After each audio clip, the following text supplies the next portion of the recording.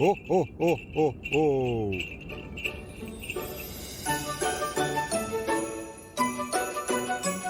Vous écoutez Mary Basilic, le calendrier de l'Avent sonore pour des fêtes de fin d'année plus responsables. Je suis Jeanne et chaque jour, nous ouvrirons ensemble une nouvelle case de ce calendrier.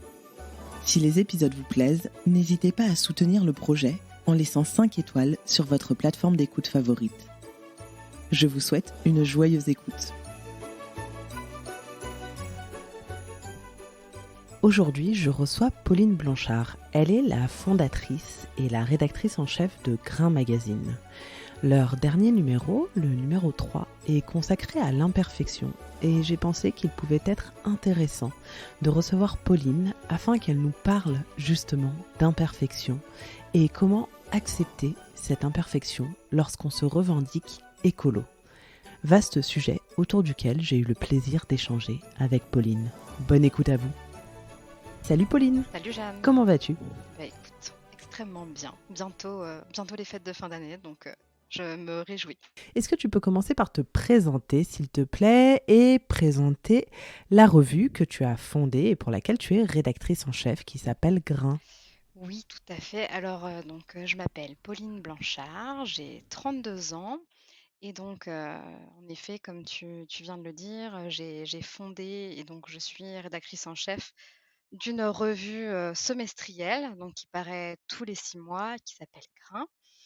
Une revue que j'ai fondée il y a 1 an et demi, qui fait environ 150 pages, qui est imprimée en France également. Et notre parti pris en fait avec Grain, ce que j'explique un petit peu quand j'essaye de la présenter, c'est que on essaye de conjuguer à la fois poésie et radicalité, donc sur des enjeux écologiques, mais d'une façon très ancrée dans le quotidien, au prisme voilà, de la vie de tous les jours. Et on essaye, dans les sujets qu'on aborde, d'entremêler en fait, à la fois l'intime, le politique, la lucidité, voilà, le fait d'être informé, mais en même temps dans une perspective, assez joyeuse et aussi de mêler le beau et l'engagement. Voilà un peu pour notre façon de traiter, tout ça et ça va se traduire en fait par, des portraits d'artisanes, de paysannes, des essais personnels, des décryptages, des interviews, voilà, des recettes, des portfolios et aussi un petit peu de poésie. Super. Votre troisième revue est consacrée à l'imperfection. On va y revenir. C'est la raison pour laquelle j'avais très envie de te recevoir au micro parce que je trouve que c'est un très beau sujet qui est assez peu abordé finalement. Et pourquoi est-ce que vous avez choisi de traiter ce sujet ? Comme souvent les choix des thématiques, elles partent souvent en fait d'un ressenti personnel ou alors de discussions que je vais avoir avec, soit des personnes autour de moi ou des personnes que je vais interviewer. Et là, c'est plutôt parti de mon expérience, à moi. Depuis des années, je pense que maintenant, enfin, quand on est engagé sur des thématiques, écologiques, bien sûr, on est informé et on a envie d'essayer de faire au mieux, d'avoir, un impact, on va dire, le plus vertueux possible, dans ce qu'on fait, dans ce qu'on achète, dans ce qu'on n'achète pas aussi d'ailleurs. Ce qui fait que, au final, chaque décision est minutieusement interrogée et il y a parfois ce sentiment que ça peut entacher en fait, une certaine légèreté, une certaine spontanéité dans tout ce qu'on fait et hem et voilà et donc moi j'ai toujours, ce sentiment de ne jamais en faire assez, évidemment et je suis la première à être, très exigeante avec moi-même, avec, la vie en général, hein. J'ai l'impression qu'on est beaucoup comme ça et je trouve qu'aujourd'hui, comme on est à un moment de l'histoire avec des enjeux énormes de justice sociale, climatique, c'était intéressant de remettre un peu de la perspective dans toutes ces injonctions qu'on va recevoir aux gestes individuels, mieux comprendre aussi les échelles de valeur, par rapport à ces gestes-là et puis aussi, remettre en question en fait, oui, ces injonctions au toujours mieux, toujours plus, il faut toujours être plus performant, travailler plus et cetera. Donc, ce numéro, il nous a permis aussi d'essayer d'aller déconstruire un petit peu ce masque comme ça de performance qu'on porte toutes et tous et d'essayer de valoriser l'imperfection pour ce qu'elle est, c'est-à-dire en fait très basiquement le reflet de notre humanité. On est humain, on est des êtres sensibles, on n'est pas des machines et forcément, eh ben, tout ce qu'on fait est forcément imparfait. Voilà.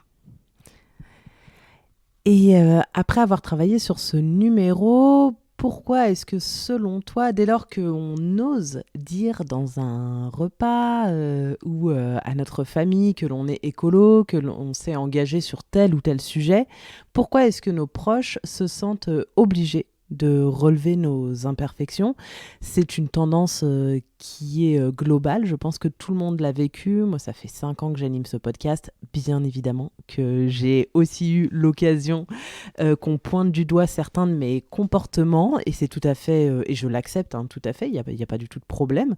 Je sais que je suis très loin d'être parfaite, j'ai d'ailleurs jamais cherché à l'être, mais pourquoi est-ce que les proches, ou les moins proches d'ailleurs, se sentent obligés de nous pointer du doigt et de nous souligner finalement ce qu'on fait de mal ou là où on n'est pas assez investi? Mmh. Ouais, bah, je pense que c'est un petit peu, un sujet quand même, pas mal, touchy, quand on approche les fêtes de fin d'année, n'est-ce pas? Hem, de mon point de vue, je pense que ça vient surtout, en fait, de la peur d'être jugé. Je pense que l'attaque, est la meilleure défense à ce qu'on dit et je pense que nos proches, en fait, par peur qu'on les juge, peut-être par culpabilité aussi, prennent un peu les devants. En tout cas, moi, c'est mon interprétation, peuvent prendre les devants en pointant du doigt, ben voilà, ce qui n'est pas en effet, parfaitement vertueux, dans ce qu'on va faire. Donc moi, je suis la première à trouver, ça extrêmement frustrant et assez injuste. En fait, on peut le recevoir de cette manière-là. Et bien sûr, on a très envie, le premier réflexe, on a très envie de répliquer, «Et toi, en fait, qu'est-ce que tu fais alors que tu me critiques?»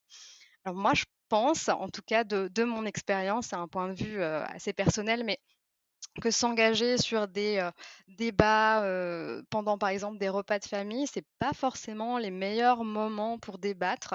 Je trouve que la famille, comme ça, réunie, par exemple, à l'occasion de fêtes, c'est pas forcément le cercle le plus simple à convaincre et je pense aussi que, en fait, moi, par exemple, je suis très, très, très mauvaise en débat sur ces sujets-là, bien que je sois, bien informée et que voilà et bien sûr, j'ai des chiffres en tête, des arguments très rationnels et cetera.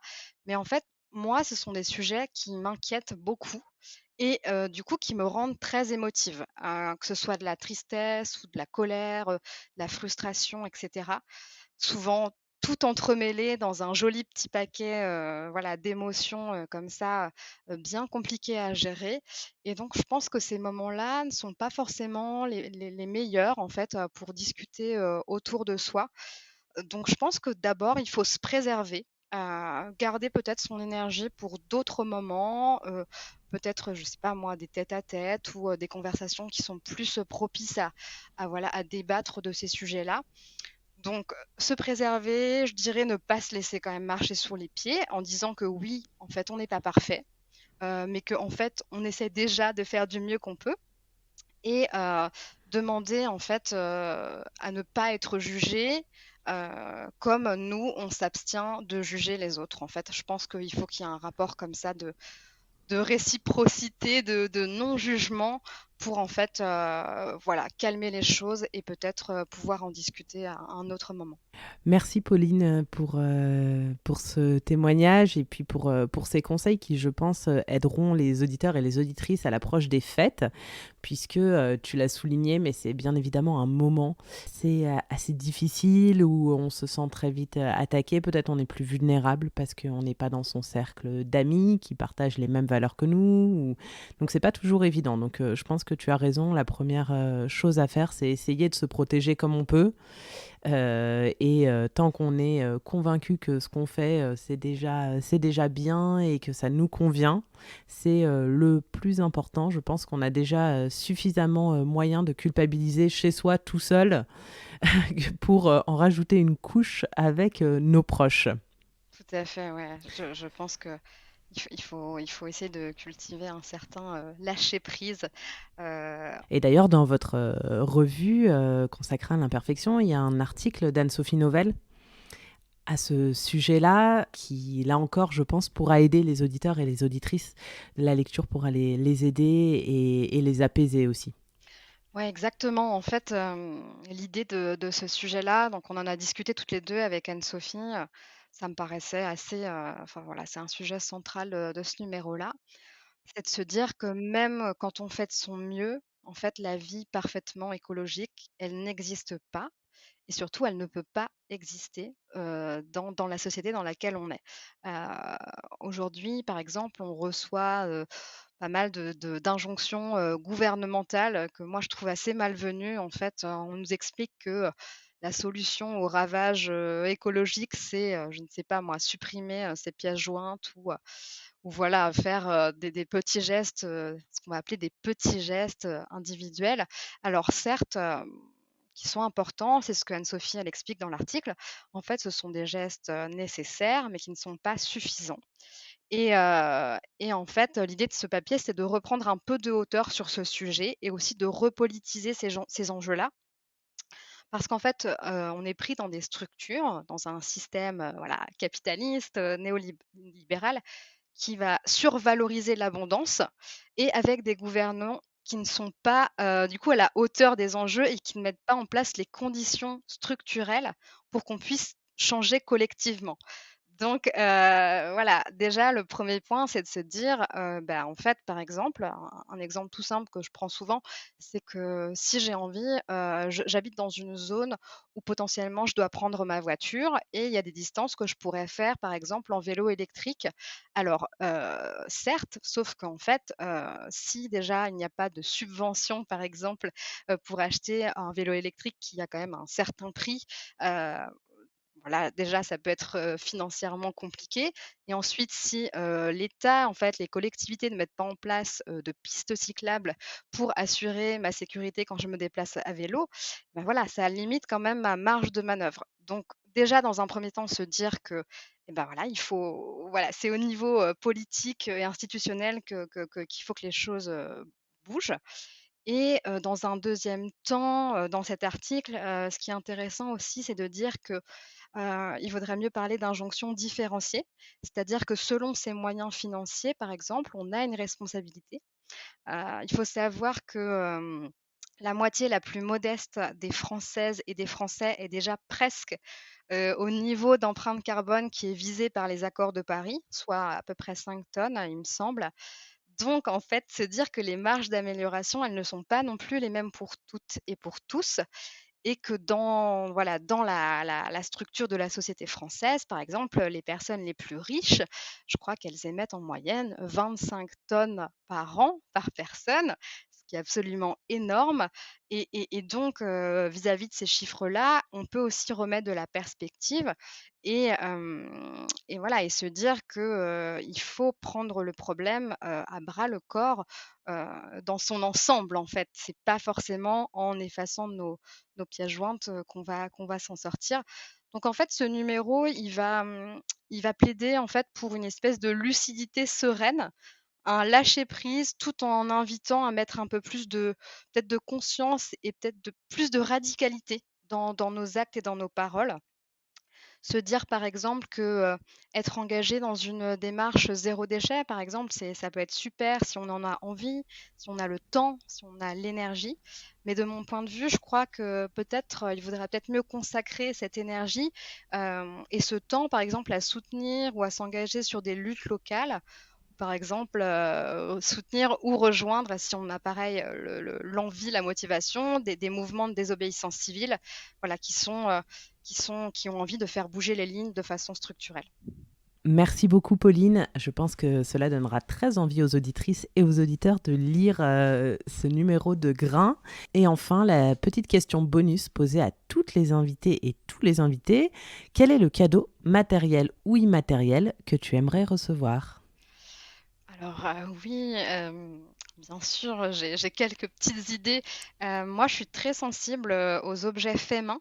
fabriqués donc par des humains et des humaines, talentueuses et talentueux. Je suis très, très fan de céramique, par exemple.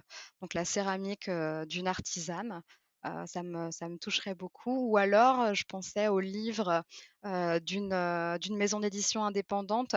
Il me semble que tu avais, cité il y a pas très longtemps, le livre de la chercheuse, Myriam Bafou, que je suis en train de lire, donc bon, mais j'aurais bien envie de l'offrir autour de moi. Je le trouve, voilà, radical et assez passionnant. Je pense aux éditions, de la Mer Salée, par exemple, qui ont des livres, voilà, sur de la prospective, utopique, voilà, enthousiasmante, voilà, assez passionnant ou, à tous les livres, de Mona Chollet, dont je suis une fan, assez absolue. Voilà. Merci beaucoup, Pauline. Merci beaucoup, Jeanne.